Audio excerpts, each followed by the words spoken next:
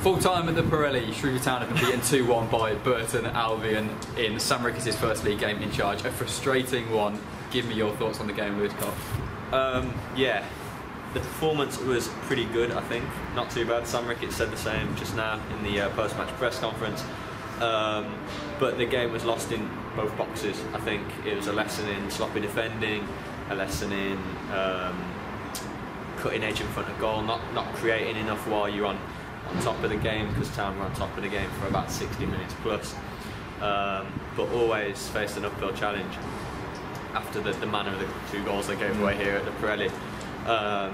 Just in the way, you know, an away day in the conditions, the start was the last thing that they wanted, especially in the the first league game for the new manager, and just set the wrong tone. And Burton were very good for 25-30 minutes. Town wrestled back a bit of control, and with a better team worked their way into it, stamped their authority on it, Sam Ricketts said. But how much did they create in terms of an equaliser? Not really that much. Burton goalkeeper hasn't had many, if any, good saves to make. Good for Fajiri Okanabiri to score late on, deep into added time, so it kind of sparked a little tiny bit of hope, but it was too little too late. Stopping goals, Burton's second goal was pretty poor. Scuffed Luke Waterfall clearance, just fell to Scott Fraser on the outside of the box, and he smashed it in. So yeah, lessons to be learned, I think, certainly in terms of both boxes. Yeah. The conditions today were something special. It was throwing it down for the first hour. The wind was catching every single goal kick in the air, and I think that probably did play a part in both sides' lack of creativity, really, didn't it? Yeah. It was really against it. It was against Town in the first half, wasn't it? I didn't have a part to play in that goal after 3 minutes. I mean, a bizarre goal. Yeah, it's one that I think probably, if anyone hasn't seen it yet, you will see it on Twitter by the end of the night. Yeah, football bloopers DVD. Barely 3 minutes in, Matt Sadler has it, and the back four doesn't know Liam Boyce, the Burton striker's on his shoulder, I think, and plays a back pass to Steve Arnold, a bit short, but the keeper gets to it, but Boyce charged it right down. Then by the time Steve Arnold goes to clear it, there's no space in it. It was a tricky one for us, trying to pin the blame onto anyone, from about from about the edge of the box. So, I mean, it smacks off Boyce and goes into the net. Could have gone anywhere, couldn't it? I think it was. The goal was an error. Whether it was a Sadler error or an Arnold error or a bit of both, or I think it's avoidable. Oh, absolutely. Absolutely. For me, it has to be an error, that goal, especially so early on. And that was the first one. And you mentioned the conditions. I don't think they played a part in the goal, but first half, the wind battered Town, really, didn't it? 30 minutes, they didn't get a game on at all. They looked to 6s and 7s defensively and couldn't really get near Burton's slick football, one touch. And how well drilled were Burton? I mean, I said to you a few times during the 90 minutes, especially during the first 25 minutes, I thought Burton off the ball looked far above League One level. Yeah, and the press was relentless, really, and I wondered if they'd wore themselves out after that period, to be honest, because they ran so hard, they looked bang up for it, which is the opposite to how I thought the game would start. I thought Shrewsbury would be with a massive following here, probably 1,000 Slopians. Thought it might be the other way around, but the Town worked their way into it. You thought maybe second half Town had the conditions, might play a part, and I think obviously the win was against Burton in the second half, and Town were looking long. They were looking for Fajiri Okanabiri last man, which happened a couple of times. He was brought down as the last man through on goal on the shoulder, and Aaron Mardy-Holloway next to him, I thought he was really good today. He was big, strong, powerful. Even when Town were up against it first half, he was winning clever headers, flick-ons, holding it up.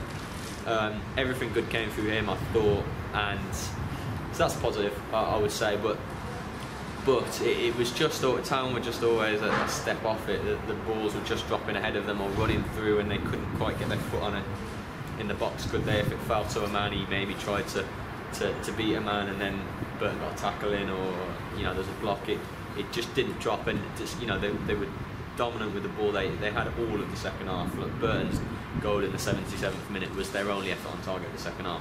Sorry, their only effort on goal of the second half.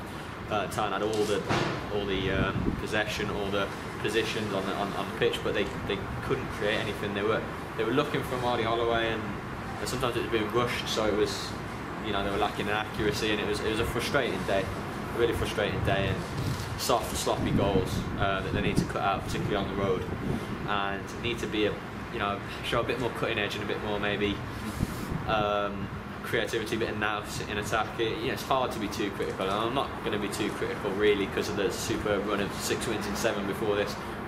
New managers' first game, maybe different messages and ideas, but we know, they're trying to make it seamless, and with Danny Coyne and Eric Ramsey involved. But frustrating day really, because Town were valued for at least a point here, and on another day without that maybe freak goal at the start, they'd have won it. Can end on a positive. Absolutely. We've already touched on it. He got his goal. His goal-scoring run continues, and I think he really needed that after a game without a goal. Yeah, well, the win over Scunthorpe last Sunday in the FA Cup, Marty Holloway scored and Fajiri didn't. So as a striker in form, he wouldn't have liked that, and he wouldn't have liked not scoring today. So he took it really well. He's so persistent in what he does, in that it just wasn't happening for him today. Like, the defenders would read his little turn or whatever, and he'd have a shot blocked where he gets a sharp strike off. It was getting blocked, but 95th minute, he rattles the first time finishing so confidently, and kept trying, didn't he? He got a bit of praise from Sam Ricketts as well at the end. He said he still had a lot to learn for a young player, so that's a positive. 9 goals for the season in all comps, obviously top scorer. To be nearly at double figures before Christmas is a massive boost, and if he stays fitting in the team, then you'd back him for 20 all comps easily. So he's definitely worth a shout out. That was the positive, I think I'd say, maybe alongside Amadi Holloway. Midfielder Ollie Norburn played the 90, which surprised me. I didn't even think he'd be back over a knee injury that they were and ahhing about in the week, but he was obviously past fit enough, and he was near Norburn's best. He's got a bit of everything, the tackling and so on, and he looked fine, he looked good, so that bodes well. And another thing worth mentioning, I suppose, now we're at the end of, this was the 6th game in 18 days of a hectic period. Now that's not an excuse for the defeat today.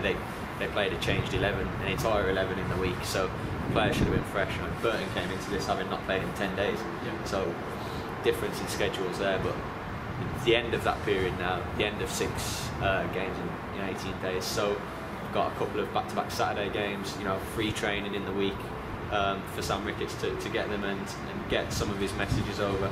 We know it's going to be seamless and there's not going to be wholesale changes, but get some of his sort of beliefs and just things he wants to work on onto them at Sunderland Castle.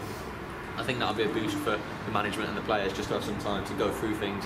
He said to us just there, Sam Ricketts, to tweak things and fine-tune things that aren't working. Like, the away form's not great overall, is it? And there's some sloppy goals given away from home. So yeah, good to be able to work on things behind the scenes. Interestingly, did you, Sam Ricketts, I've posted the reaction story already online, having a bit of pop at the officials. He mentioned it. Was he talking about the Fajiri one-on-one? Yeah. Well, to be honest, it was before Burton even scored in the 3rd minute. Apparently, I didn't actually see it. I was typing at the time, but he was through on goal.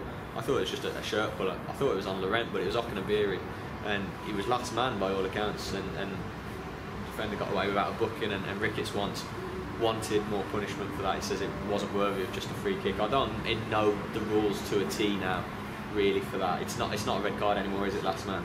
Outside the area, no.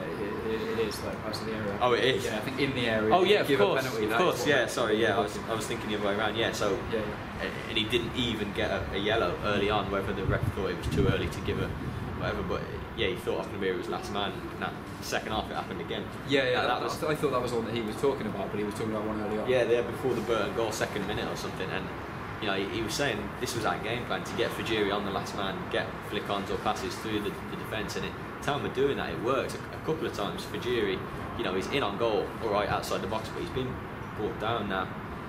If the rules are that there should be further punishment for that, then that's another thing that went against him today. I think it can feel a little bit hard done by from the ref, Ben Toner, today, I think.